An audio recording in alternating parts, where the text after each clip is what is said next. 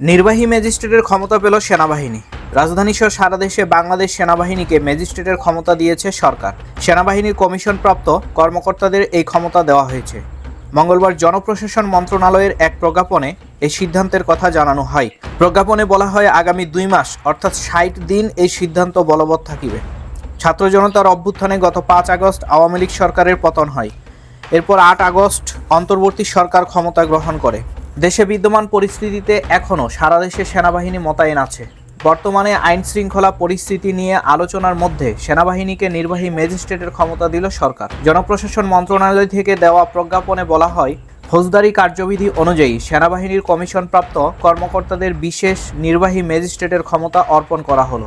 দেশের বর্তমান পরিস্থিতিতে আইন শৃঙ্খলা রক্ষাসহ সার্বিক পরিস্থিতিকে স্বাভাবিক রাখতে সেনাবাহিনীকে বিশেষ নির্বাহী ম্যাজিস্ট্রেটের ক্ষমতা দেওয়াকে ইতিবাচক বলে মন্তব্য করছেন সংশ্লিষ্ট বিশেষজ্ঞরা। তাদের মতে, স্বৈরাচারী সরকারের পতনের পর দেশের আইন শৃঙ্খলা, প্রশাসন, বিচার বিভাগ সহ সব প্রতিষ্ঠানের কাঠামো ভেঙে পড়েছে।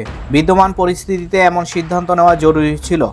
এই সিদ্ধান্ত আরও আগে নিলে ভালো হতো। ম্যাজিস্ট্রেসি ক্ষমতার বলে সেনাবাহিনী যা যা করতে পারবে। ফৌজদারি কার্যবিধির ধারা 64, 65, 83, 84, 86, 95, 2, 100, 105, 107, 109, 110, 126, 127, 128, 130, 133 ও 142 ধারার অধীনে অপরাধগুলো আমলে নিয়ে প্রয়োজনীয় ব্যবস্থা নিতে পারবেন সেনাবাহিনীর বিশেষ নির্বাহী ম্যাজিস্ট্রেটের ক্ষমতা পাওয়া কর্মকর্তারা।